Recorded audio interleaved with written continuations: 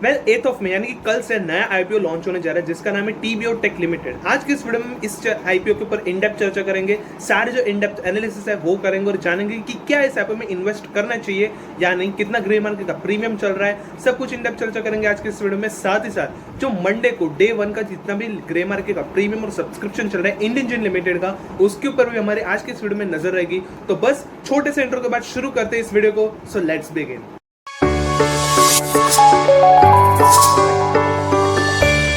तो वेल अगर हम सबसे पहले टीबीओ टेक लिमिटेड के आईपीओ एनालिसिस के साथ, आईपीओ रिव्यू के साथ शुरुआत करेंगे तो ये कंपनी सबसे पहले 2006 में इनकॉर्पोरेट हुई है और ये जो कंपनी बेसिकली जो ट्रैवल से रिलेटेड जो सारे कामकाज है वो ये कंपनी करती है। अगर हम देखेंगे तो ये जो company travel distribution platform provide करवाती है, जो कि बेसिकली जो ट्रैवल इन्वेंटरी होती है वो बेसिकली अपने जो कस्टमर्स है उसको ऑफर करती है। अब ये जो कंपनी है उसके पास वाइड रेंज ऑफ करेंसीज है जो कि फॉरेक्स एक्सचेंज में भी ये जो कंपनी है वो हेल्प आउट करती है, यानी कि ये जो कंपनी है वो ट्रैवलिंग में अपने कस्टमर्स को काफ़ी ज़्यादा हेल्प आउट करती है। अपना जो बिजनेस है वो उसका ट्रैवलिंग का बिजनेस है, इन शॉर्ट आप कह सकते हो।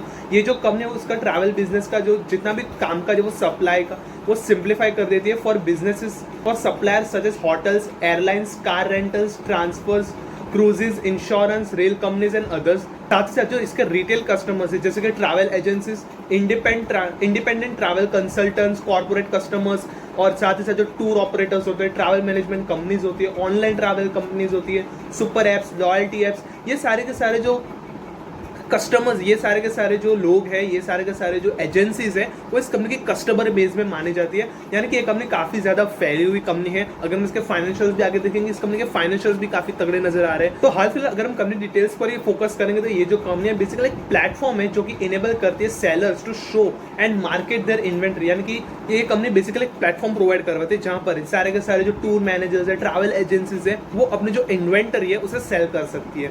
वहीं पर इस कंपनी को ये कंपनी basically multi currency, multi lingual one stop solution provide करवाते हैं, जिसकी वजह से इस कंपनी की जो डिमांड है वो काफी हद तक बनी हुई है मार्केट में। वहीं पर एज ए 31 दिसंबर 2023 इस कंपनी ने लगभग 7,500 डेस्टिनेशंस तक मार्क किए इन 100+ कंट्रीज, यानी कि ऑल ओवर द वर्ल्ड आप मान सकते हो कि इस कंपनी की प्रेजेंस मौजूद है। 100 से भी ज्यादा कंट्रीज के जो डेस्टिनेशंस है वो ये कंपनी ऑफर करते हैं टू इट्स कस्टमर, यानी कि काफी बड़े इस कंपनी के जो कंपनी डिटेल्स है वो नजर आ रही है। अगर हम इस कंपनी के फाइनेंशियल्स पर आ जाएंगे, लगभग रेवेन्यू में लगभग पिछले एक फाइनेंशियल ईयर में 112% से ग्रोथ देखा गया और प्रॉफिट आफ्टर टैक्स में लगभग 340% से इस कंपनी का जो ग्रोथ है वो ओवरऑल देखा गया है। अगर हम एसेट्स की बात करेंगे, एसेट्स लगभग 2023 31 दिसंबर तक 3,754 करोड़ के हैं, रेवेन्यू लगभग 1,039 करोड़ का बन चुका है, प्रॉफिट आफ्टर टैक्स लगभग 154 करोड़ का, नेटवर्थ 501 करोड़ रुपीस की बन चुकी है, रिजर्व्स एंड सरप्लस बोरोइंग्स के सामने काफी ज्यादा है, 478 करोड़ के इस कंपनी के पास रिजर्व्स है और इसकी बोरोइंग्स उसके सामने लगभग 2.93 करोड़ की है।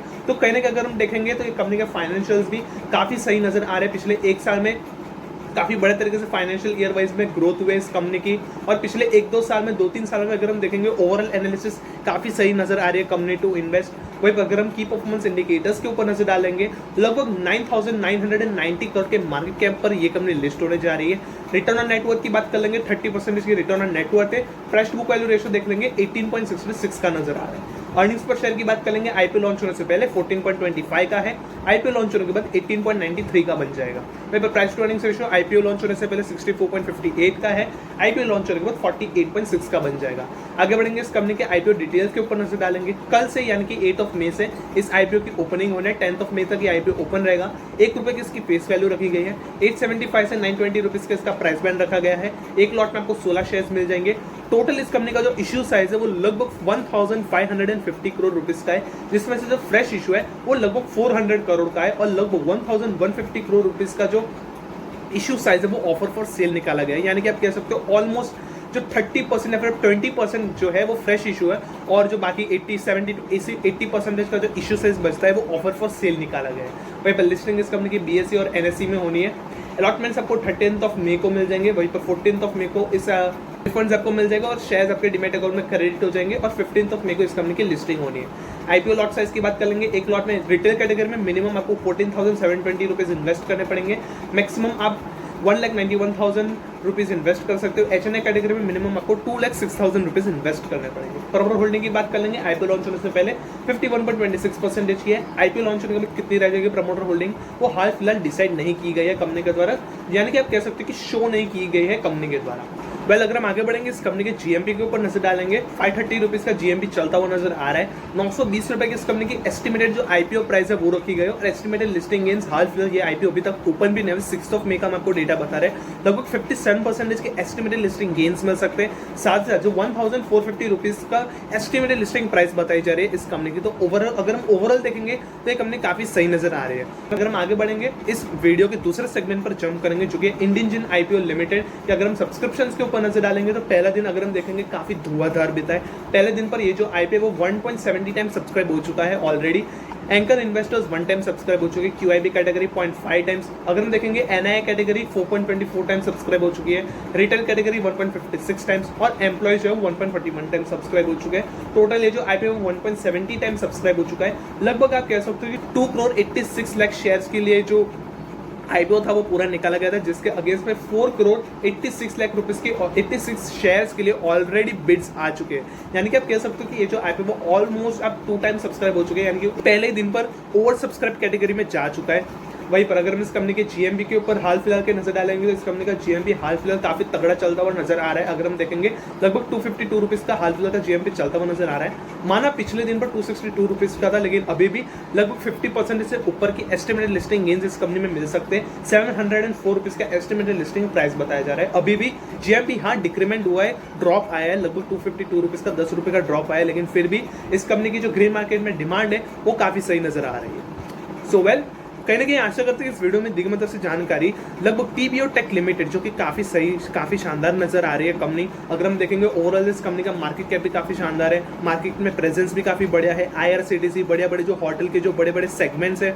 बड़े बड़े जो प्लेयर्स है बड़े बड़े, वो इस कंपनी में वो इस प्लेटफॉर्म पे रजिस्टर्ड है। इस कंपनी के फाइनेंशियल भी पिछले 2-3 साल में काफी बढ़िया तरीके से ग्रोथ हुए।